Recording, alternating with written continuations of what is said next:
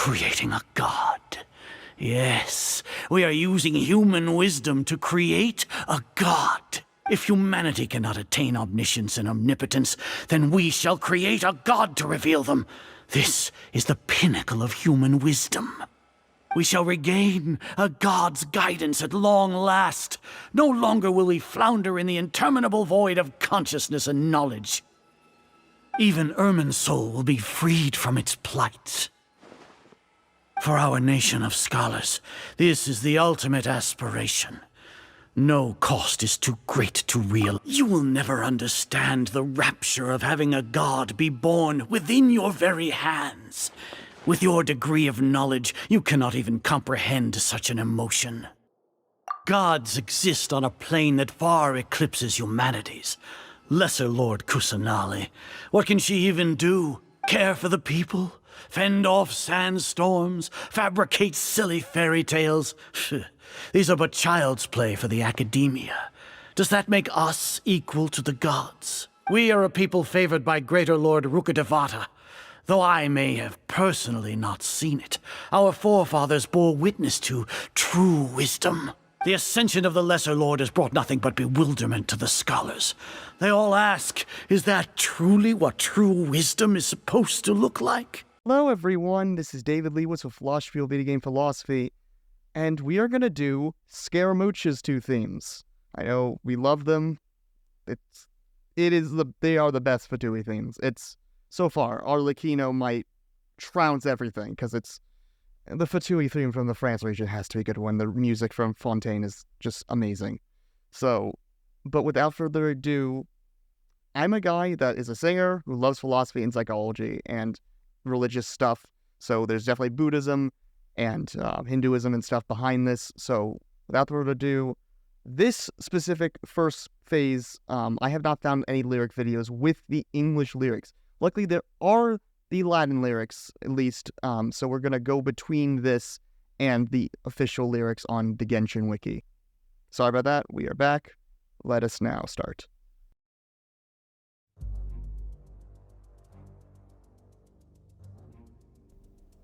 Again, I'm not a music expert,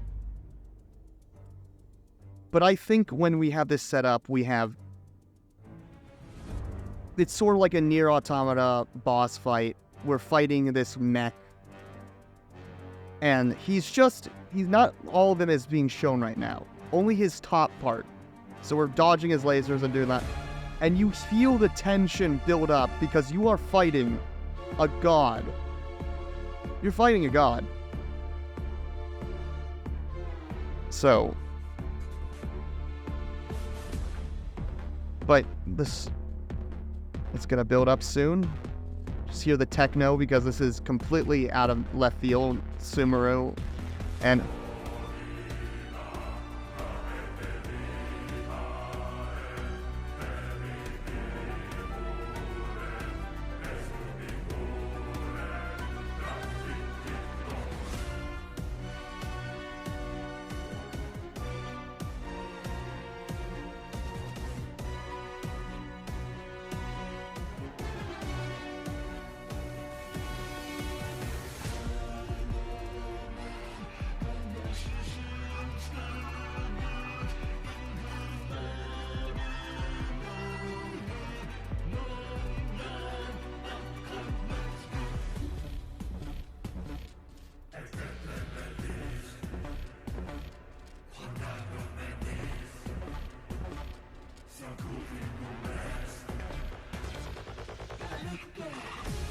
Alright, so now let's move to the wiki. Alright, so what we have here, so Domina planetitite peribituret sculpitur crustino. The mistress of the past will perish and the future will be written. What does this sound like? Who is going to perish? This could two things. One, Rukadevata, who is basically dead already. Though, of course, we see her and we have this nice little final reunion with her before everyone forgets her existence for forever. But we also, clearly, this leads to the death of God. This is the notion that people who, that in a way, technology has over and surpassed our belief in religious beings, and reason above all other things has taken over, as opposed to beliefs in weird things like, not only because it say will perish. So who is the mistress? So Nahida is also the mistress of the past, because she, if we think of the archetype of the child is actually an effervescent archetype of the ancient, of what is old. It is, but also relates to what is new. So the mistress, so Scaramouche wants to destroy Nahida and become the rightful god. So and the future, so go on to the proper future. So we're going to live in this future age where people love technology and reason is supreme, as opposed to those nonsensical dreams, those nonsensical spirituality and magic. No. We just want technology now. As imposed by the Gnosis law, you must seek no longer what is heavenly. This is interesting, because seek what Gnosis law was no longer heavenly is basically saying, what is the current day, you cannot go forward and find divine knowledge. What was been prohibited by the Akasha is the notion of finding these divine knowledge capsules. And so that Scaramouche, who denies all that is worldly, is the one that gets full access to all the heavenly, as we see later with his comment in the second part about only a god can be without boundaries. That will be without restraining. But behold, but then this gets interesting, because this is where it kind of sounds like Rukkhadevata herself is talking, as opposed to Scaramouche. Behold, much will be asked of you. Yeah. Esse premeris quoniam juvenis sanguinem est relicte. Like, behold, much will be asked of you, for you are young and abandoned by your own blood. So this is actually a double lyric, because in a way, both of them are abandoned. Nahida and Scaramouche are both abandoned in different ways. Nahida was sort of left off to be her own thing in this new samsara cycle, and Scaramouche was the puppet made to be the new that was cast off, because Raiden/A is just like, I'm just gonna make a puppet version of myself. Why do I need a man guy version of myself? So, abandoned by your own blood. You are young, but this sort of, that much of the ask of you, Nahida, and that you can't hold on, that you must hold on to the past. You must hold on to the past. You must hold on to me. It's sort of this, again, the idea that we must hold on to what is magical, what is beautiful, what is imaginary, as we talked about with Wesley.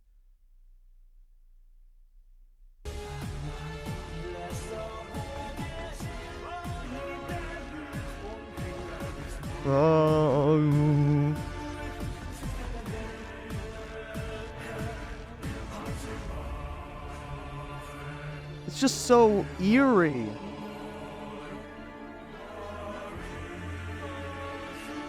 False deity, false god. Why do you make a false god? Why?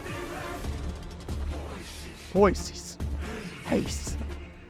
This. Metal. It's so eerie. Gets on your bone.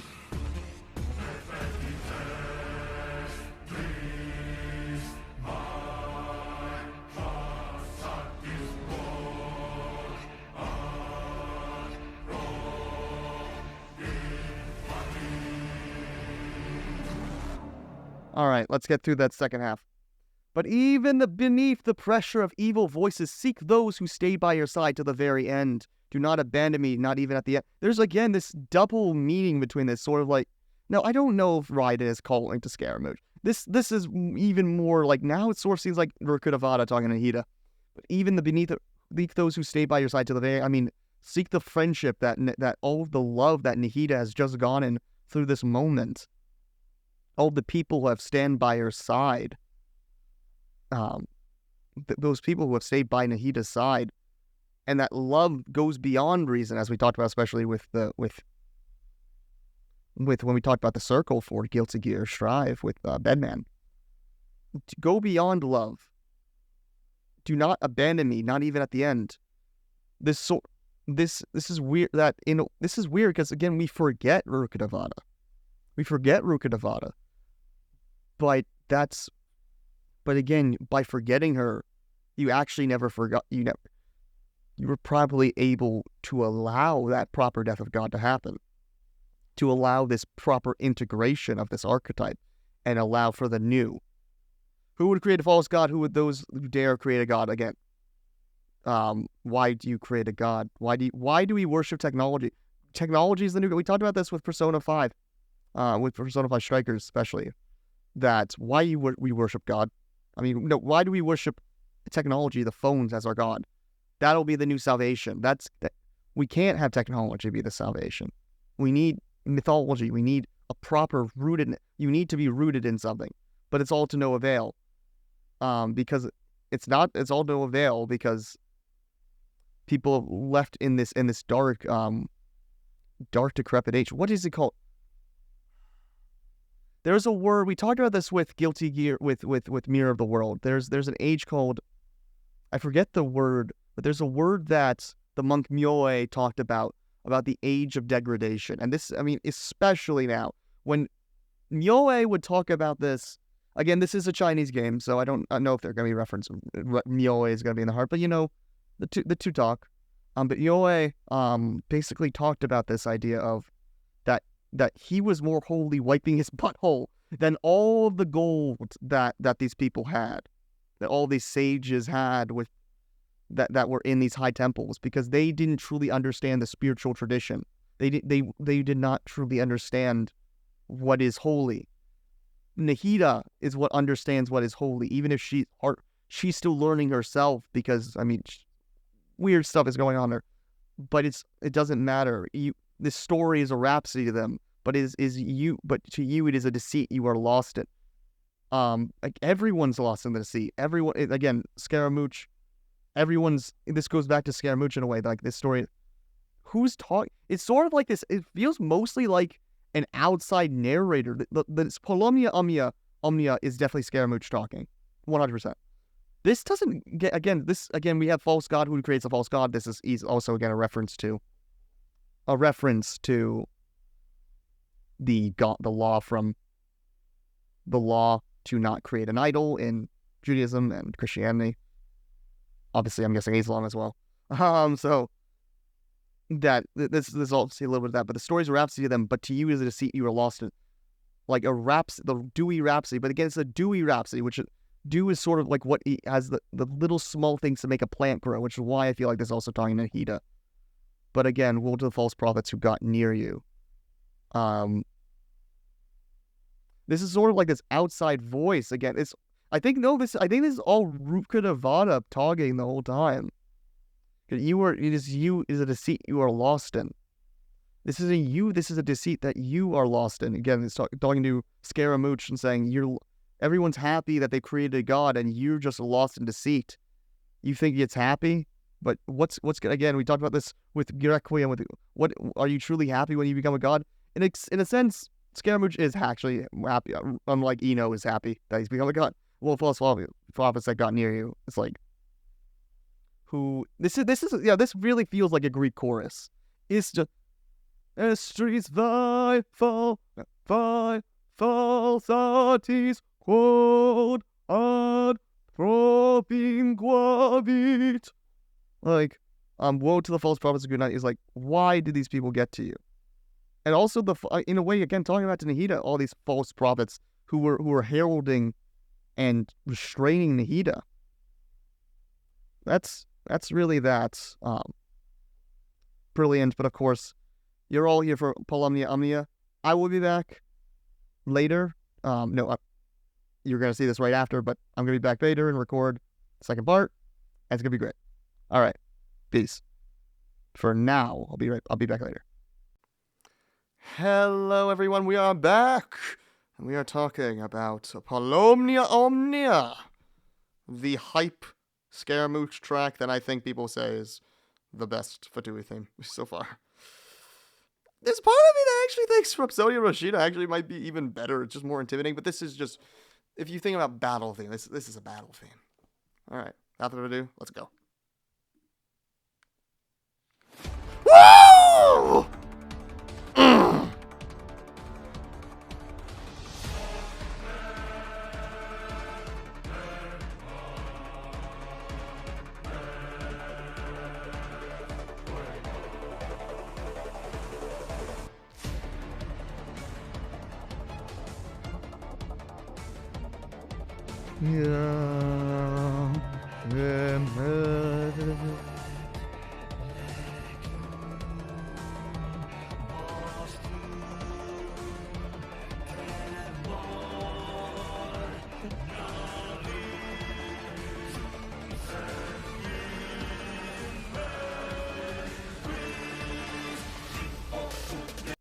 So, a disastrous ruin's happening. Obviously, that's the death of Irminsul, which the sages are trying to bring about, thinking that bringing Scaramouche or Shouki no Kami is going to be the way to do it. Those who bear a vision are aware of yourselves, though. This is the line that still slightly eludes me, but I'd say if you have a vision, if we think if you think of this in the whole Gnostic, the vision is a way to sort of see into the realm of the gods. So have the powers of the gods. So you who have a vision, you are aware of yourself. Therefore, you understanding you have self-consciousness. In a way, Scaramouche might not have that. Because he's still a puppet, in a way. And we see that. I mean, he's being powered not by a vision, but he's being powered by a gnosis. He's being powered by a gnosis, not a vision, which is obviously more powerful than a vision. But obviously, he resorts to, when he's finally playable as Wanderer, he uses wind magic, not thunder magic. Or electro, yeah. He uses, we don't care. Yeah, thunder magic. He uses wind magic. So, and he can fly. But, those who bear vision, you are aware of yourselves. But yeah. May the celestial affairs be denied to you. That is also, it's just saying, like, we're going away from God, and we've made our new God, and he's a robot, and that's cool because reason triumphs. We don't need childish fairy tales. We don't need hope. We don't need any of that. Reality is pain. So let's just make a new reality where we have our own God. What I like about this, it's not just because Scaramouche is from Inazuma.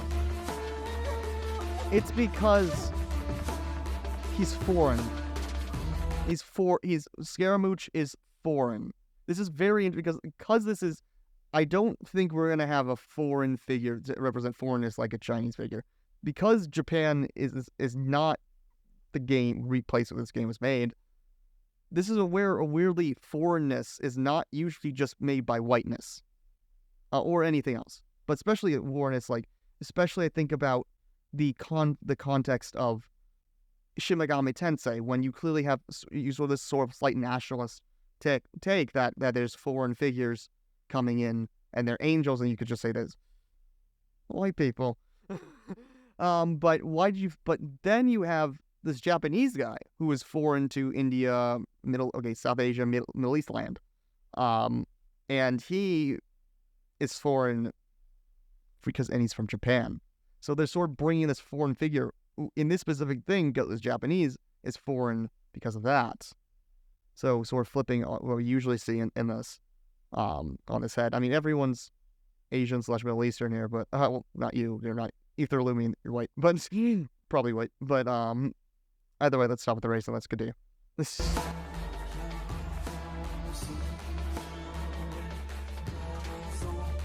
Naga sare sapientes teresus verde curus levas levi.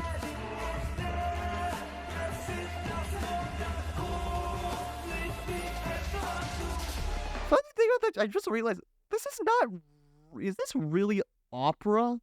Like, I can sing this. It's like sapientes ferosen like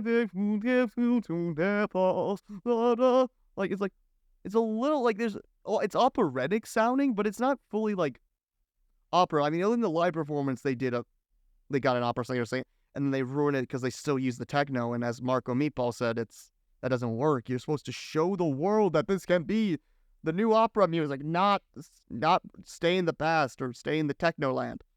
Again, it works as battle track. And the techno makes perfect sense. But either way, back to the actual lyrics.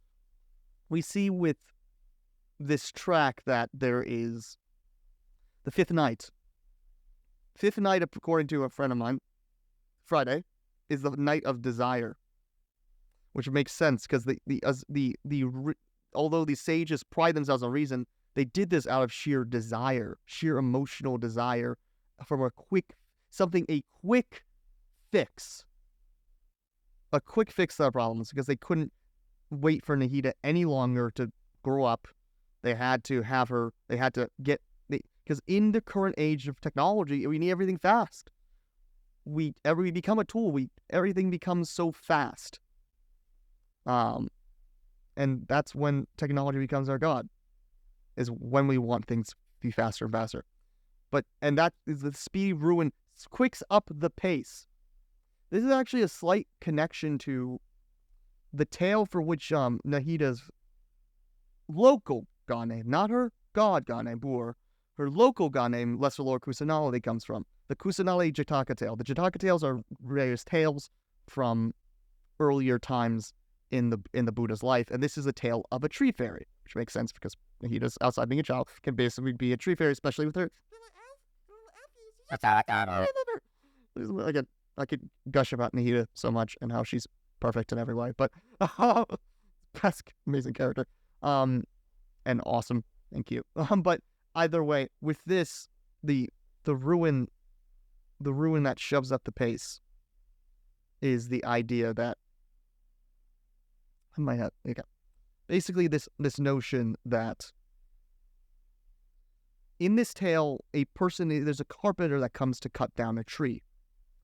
And so the fairy turns himself into a chameleon to make the tree look like it was rotten. And that sort of actually is a story about why when Rukkhadevata gets pulled from the tree, that's what it's sort of happening. Like we're sort of destroying that part of the tree to allow for the whole thing to bloom, the whole thing to blossom. So these are the people trying to cut down the tree.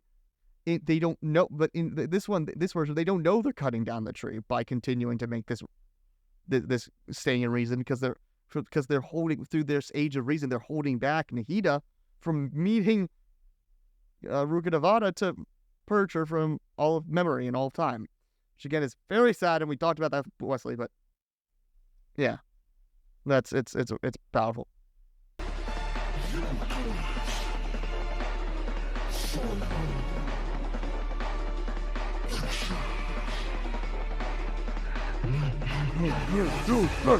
Like, that is such a monstrous voice. It's like the very earthly, like, it's like, that's that opera? Is that opera? No, this is opera. It's just weird. This is just turned into like Daisuke guilty. Naoki guilty. You're sort of like something that you can remind me from Alone Infection, from Guilty Gear Strive with Faust. In a very different, again, operatic and way. But again, the one he's eternal is not bound to anything, because of course Scaramouche is basically, he sort of has the puppet thing going on with his hat. He's a puppet to Ryan Shouki. So with that going on, he doesn't want to be, but he wants to be a proper god that he was meant to be, because he was meant to be a host of the god. So he's just gonna be the god himself. But that's sort of like the emptiness, the empty god, and we'll get to that line very now. This is sort of like the empty god, which again, empty is actually in this culture that we're dealing with, for both Japanese and Hindu cultures, is good to be empty. But this is like nothingness. This is the void.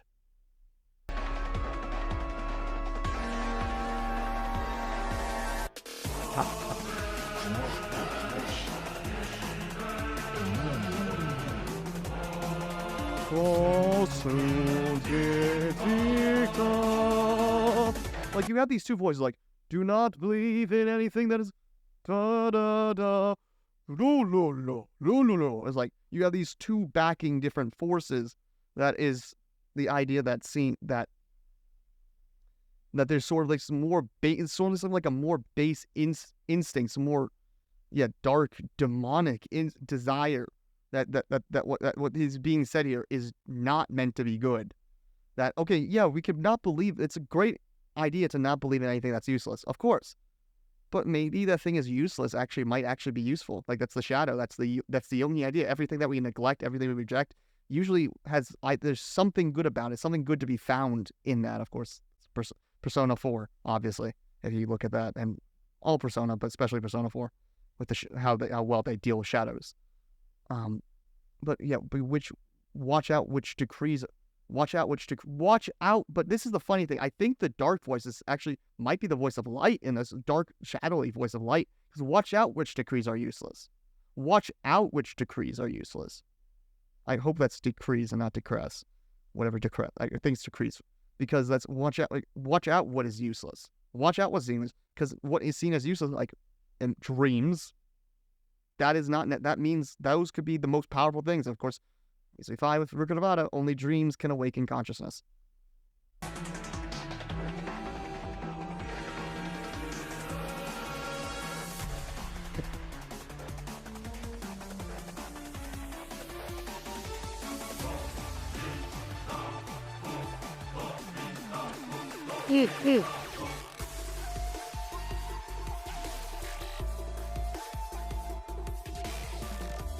Oh, the bring together of the shakuhachi and the techno beats.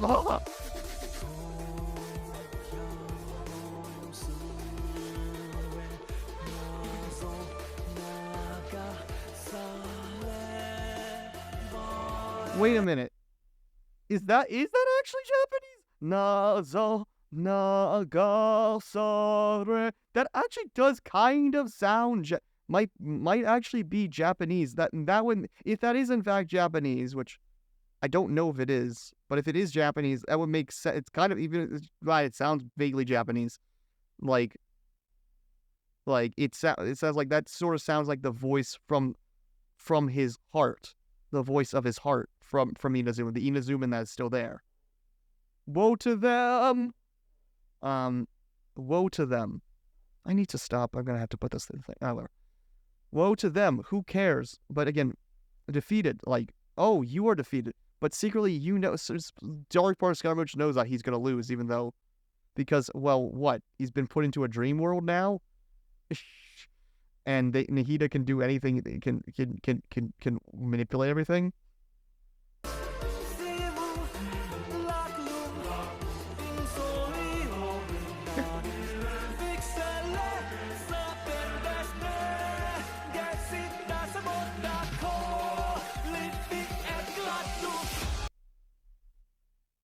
Well, we gotta break that down afterwards. So, as he said, an empty idol on a throne, bestow upon what is, again, this foreign idol, especially Japanese. Again, even though you can definitely see that's got Buddhist, that Shouki no Kami has some Buddhist Shindu stuff going on with like multiple arms, of course. But of course that makes sense because Buddha. Kano, like it's reference to Kano as many arms, Guanyin or Avalokiteshvara in Sanskrit. But that what we're seeing here is they put a robot on the throne of what is meant to be religious. What is good to be with our hands? Yes. Oh, do declare that I build this thing with my hand as opposed to, I don't know, like the machine. What are you going to take? The machine? A machine boy, or a child? This is where it gets to. The machine, reason, or the child, heart and emotion. Which again is weird because Nahida can't fully understand emotions and empathy. Well, that's the weird thing, is like with everything else with Nahida, that's why I thought, I don't understand emotions. Again, it makes sense, but like the child should be the most emotional out there. Like they should, but she's the kind of wisdom, so she's very nice and polite. You're adorable. But it's so adorable. But trying to do like a Sophia thing from Strikers again, but it's weird. Like there's weird stuff in Nahida that goes like highly technological, robotic. Again, maybe Nahida is in fact just a Zoomer at heart. She knows the internet. She controlled the internet. She shut down the internet. She still shut down the internet, so that's good. But the Akasha. So, but yeah, technology upon the throne. We should not have this idol. Again, this is the decree to not make an idol. From the believe, like the first well, no, not from, from some Ten Commandments. And let's finish this with, again, something else to be talked about.